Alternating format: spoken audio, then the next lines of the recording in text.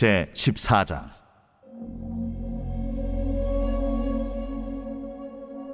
온 회중이 소리를 높여 부르짖으며 백성이 밤새도록 통곡하였더라.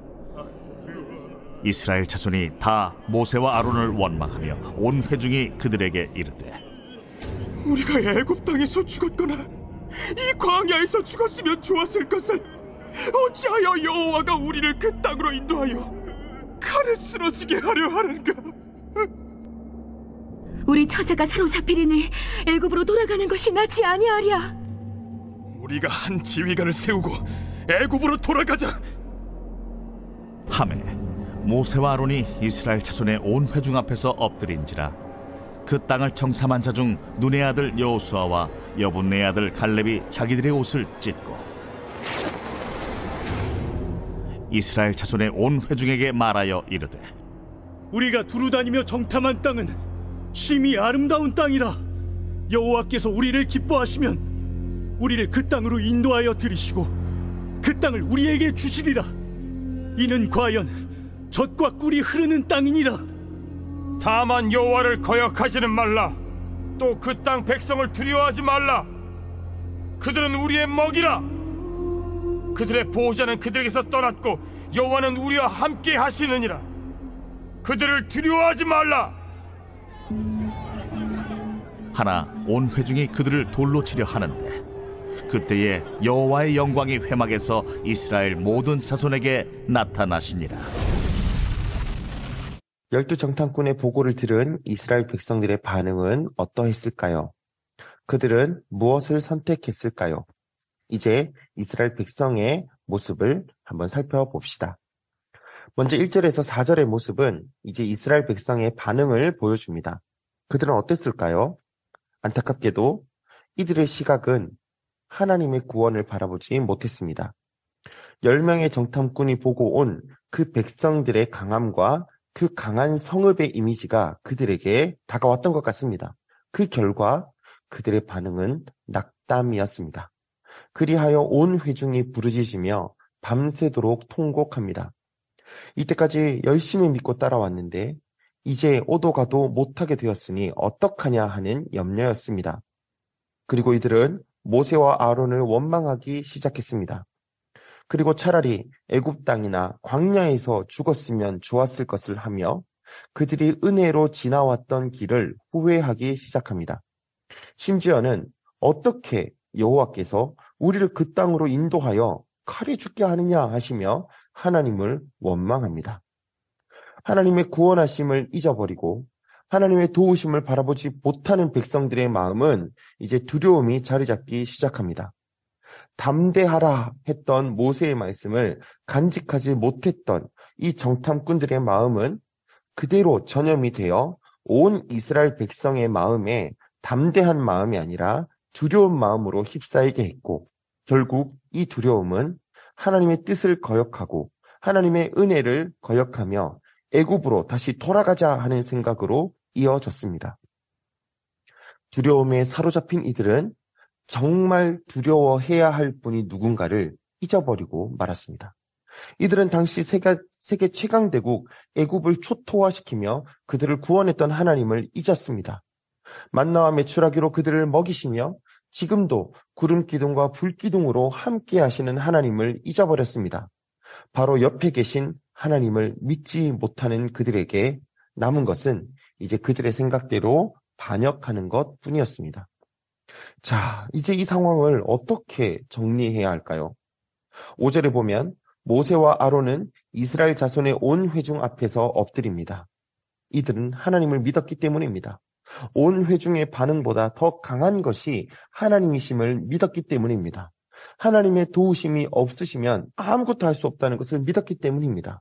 그래서 이들은 조용히 엎드리며 하나님의 도우심을 구합니다. 여러 모습으로 우리에게 좋은 도전을 주고 있습니다. 여러분, 우리는 이런 해결할 수 없는 상황을 만났을 때 어떻게 해야 할까요? 반역하고 두려워하며 떠는 것이 아니라 모세와 아론처럼 하나님께 엎드리는 것이 필요하지 않겠습니까? 6절에서 9절 말씀을 보면 여호수아와 갈렙의 설득이 나타납니다. 이들은 옷을 찢어가며 믿음의 눈으로 보았던 가나안을 설명합니다. 우리가 본 곳은 하나님의 말씀대로 아름다운 곳이다. 이곳은 하나님이 우리에게 주실 땅이라는 것을 그들에게 말씀합니다. 하나님이 함께 하신다면 그곳에 안악 자손이 있고 그들이 아무리 강하다고 할지라도 그들은 우리의 밥이다라고 말하며 두려워하지 말자고 하나님을 거역하지 말자고 강하게 설득합니다.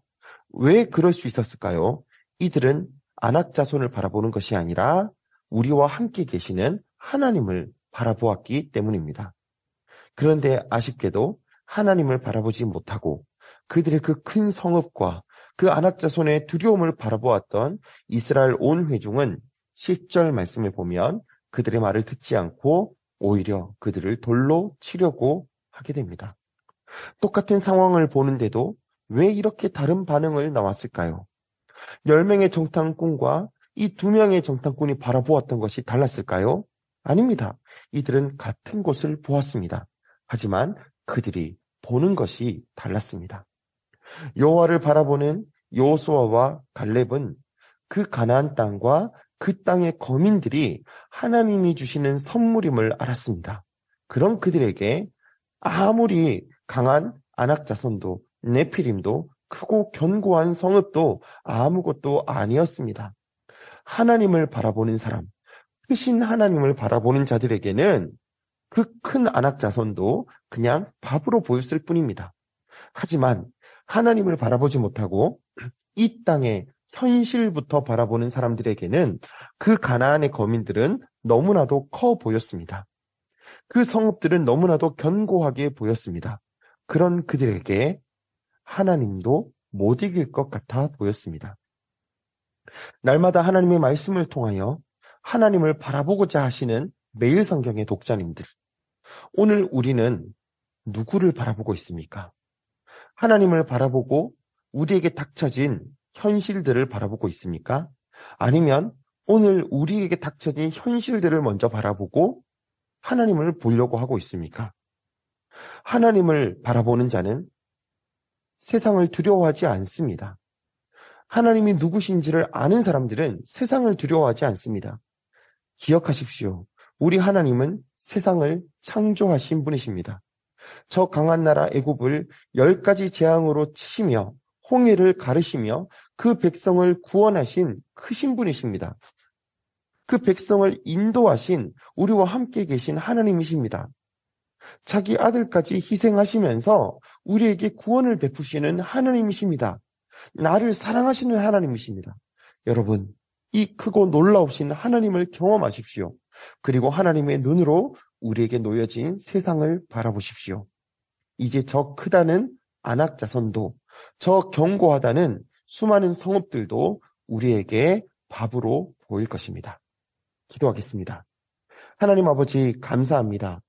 같은 상황 속에서 다른 시각으로 보는 무리들을 보며 오늘 나는 어떤 시각을 가져야 하는지를 돌아보게 됩니다. 주님, 우리의 눈을 주님께 고정시켜 주십시오. 세상의 유혹 시험 속에서 믿음의 눈을 들어 이 세상을 이기신 하나님을 볼 수 있는 시각을 허락하여 주옵소서. 그래서 오늘도 우리에게 주어진 이 세상을 우리의 밥이라 여기며 이 세상에서 담대히 주님을 주시는 말씀 따라 살아가는 우리 모두가 될 수 있도록 우리의 삶을 인도하여 주옵소서. 예수님의 이름으로 기도드립니다. 아멘.